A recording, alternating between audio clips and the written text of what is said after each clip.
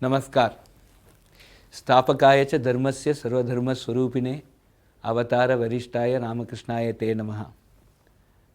With reverential salutations to the lotus feet of Swami Ramakrishna Paramahamsa, Swami Vivekananda, and all the Swamijis involved in this noble cause, the Ramakrishna mission, I am extremely grateful to you for having selected me and giving me this opportunity to address the youth of India. They are the one who are going to define the next 25 years of India, and this is the right time where all the spiritual and motivating efforts of Swami Vivekananda need to be realized and put into practice. We need to arise, we need to be awake, and we need to fight a new battle which is from a technology perspective. 75 years post-independence, we have realized the importance of social independence. The next 25 years, we should have focused action plan to realize what we may term as technology independence. There is a need for a collective effort among youth with a sense of participation, with a sense of commitment to the nation, to build in technologies that will make India completely independent from foreign nations, to build certain essential technologies that are needed for the social and economic growth of our country. The next 25 years, as termed the Amrit Kal for India, is going to be extremely crucial for taking up certain proactive focused action so that at 2047, the 100th year of independence, India can proudly pronounce technology leadership.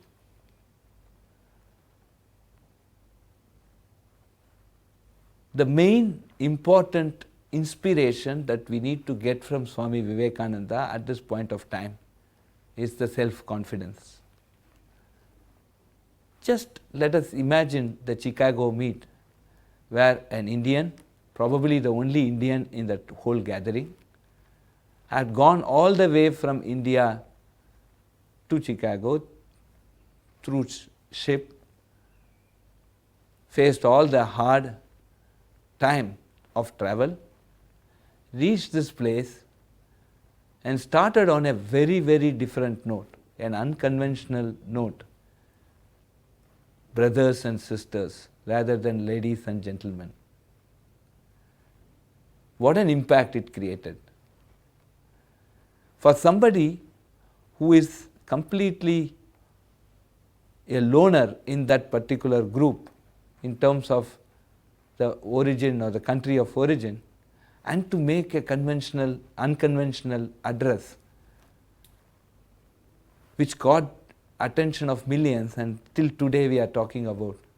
See the amount of self-confidence the great Swami Vivekananda had. I think that is something, or probably the single most thing, that every youth in our country should aspire to and should take inspiration from. That is what we call as Atma Vishwas. Yes, necessary and sufficient condition for Atma Nirbharta is Atma Vishwas. If you want to become stubbornly self-sufficient, there is the necessity for us to become completely self-confident. We should believe that we can do, and certainly we can do that. There are many priority areas on which we need to concentrate with this self-confidence that we can do. One of the very important things that we need to keep in mind, when we take up a challenge and win that challenge without any obstruction, it is victory. Suppose we take up a challenge and win that challenge with obstruction, then that is history. We are all here to make history. And that is the most important message which a big, saintly, at the same time charming personality like Swami Vivekananda has basically given us as a lesson. So, with this noble objective of creating history, let us look at many priority areas today. As a country, we have our own DNA, we have our own way of living, we have our own culture, a very rich culture, we have our own practices, and to develop technology that will adhere to our DNA, that will adhere to make our way of living, improve our way of living, make our way of living much smoother. That technology need to be customized for our country. That technology should be reliable to be used here. A simple example is a vaccine. Today we are all alive. We are able to run the institutions, we are able to meet each other because we have a protection in terms of a vaccine. The vaccines that worked in India were customized in India, were made in India. The vaccines of the Western world could not be used in India. The reason is there was temperature and environment differences in the way it could be used. Some of the Western vaccines needed very, very low temperatures to be stored and shipped, which could not be economically or practically even feasible in India. The vaccines developed in India suited the Indian environment, and that is precisely the reason today we are able to go and vaccinate crores and crores of people. Note, we have 140 crore population. So, vaccine is a lesson that COVID has taught us, which basically talks about the need for indigenization, the need for a system that adheres to the DNA of our country. Some of the other areas that we need to look at. Number one, we need to look at the area of space technology. The space technology becomes extremely crucial from a next generation communication perspective. It also becomes extremely crucial from a national security perspective. The space technology has given several pointers for safety of public. Today, the entire meteorology department, the predictions made by the meteorology department, for example, is because of satellite images. As we proceed tomorrow, the space technology is basically going to help us in the 6G communication, high speed communication. Today, the mobile phone that you use what we call as 4G communication. And very shortly, we will have a 5G communication. Then comes the 6G communication. When we go to the 6G communication, probably in next 3 to 4 year time frame, satellites become extremely important.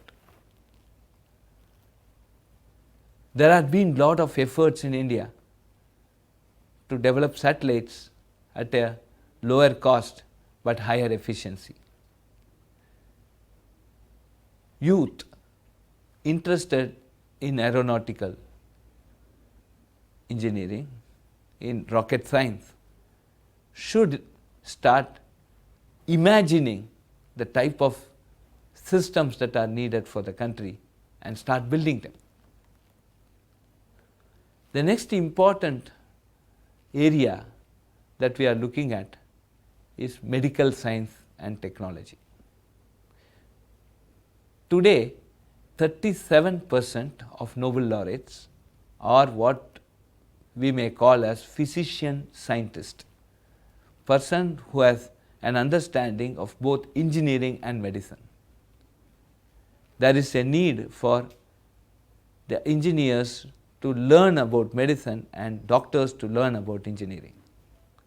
And we are basically in a very, very important point of time where engineering and medicine has to merge and take the next step.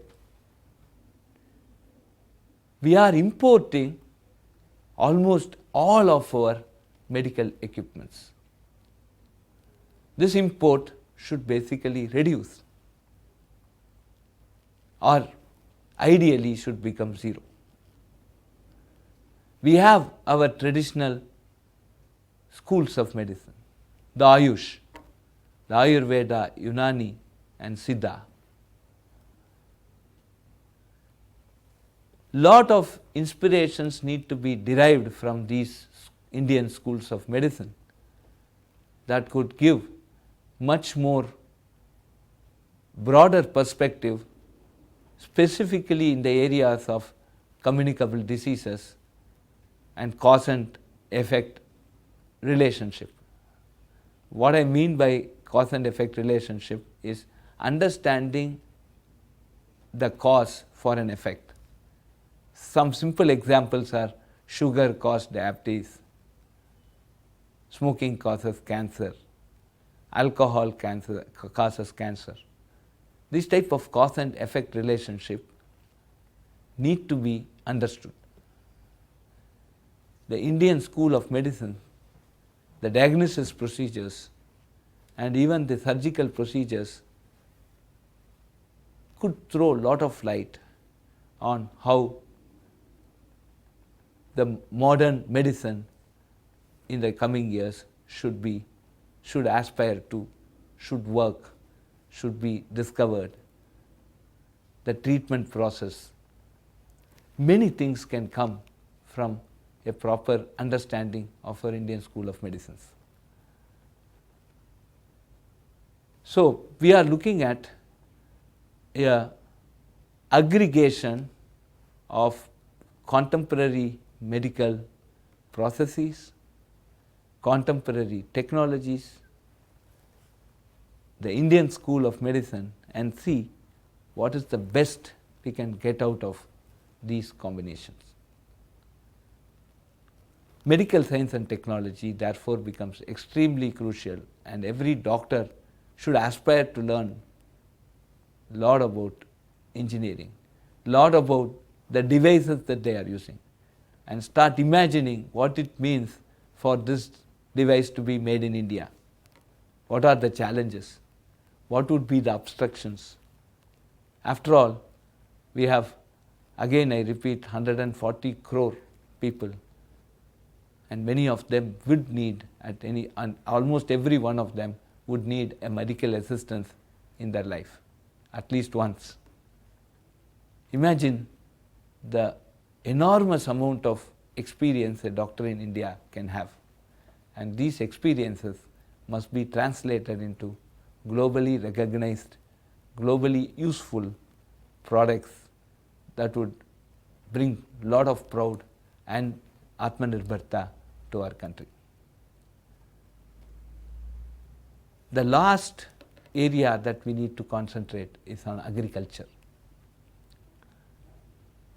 Natural organic farming is something which will give you a poison-free food. After all, why do we earn? why are we working, why are we employed? Just to fill our 6-inch stomach.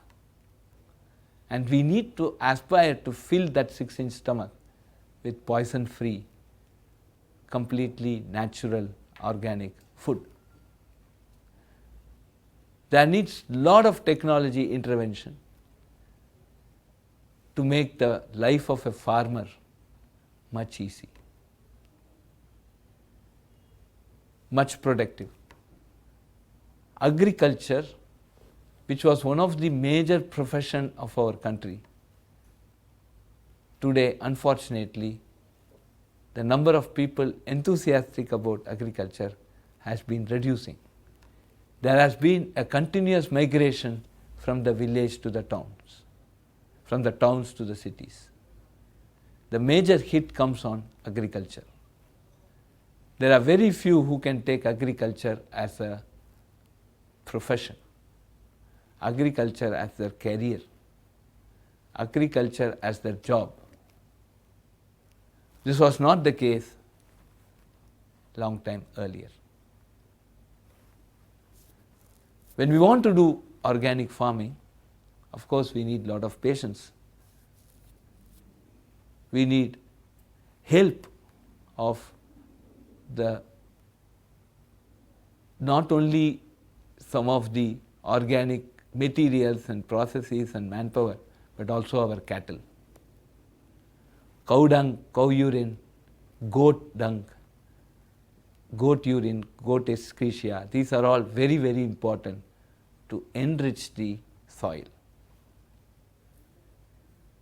So there needs to be a very focused effort in bringing these things together and bring in a very, very important revolution in the country, namely the Community Natural Farming Initiative. This is a community effort and this needs to be a revolution. A focused attempt in this direction shall not only reduce the cost of farming, but at the same time it will give you rich food, and at the same time this can also become a profession. We need to re-establish India as a country with agriculture as one of the significant professions. This makes India self-sufficient in food, and that is very, very important today. Several things come along with agriculture. If I want to do good agriculture, I need to manage my water resources well. I need to look at climatic conditions in a much more deeper perspective. So all these things will come together with one noble goal of trying to double or even triple a farmer's income through natural farming. These three, in my opinion, are very important priority areas which can take India to a technology supreme country. I am sure all of us are energized to take this challenge. We get inspiration from the deeds of Swami Vivekananda to march ahead and develop technologies that will improve the life, way of living for our whole fellow, our brothers and sisters of our country, our fellow citizens of our country, and at the same time establish India as a supreme leader in technology in the next 25 years to come. With all this, I wish all the youth very best, and I wish that they become successful in their professional career, at the same time do their ultimate service to our beloved nation. Jai Hind.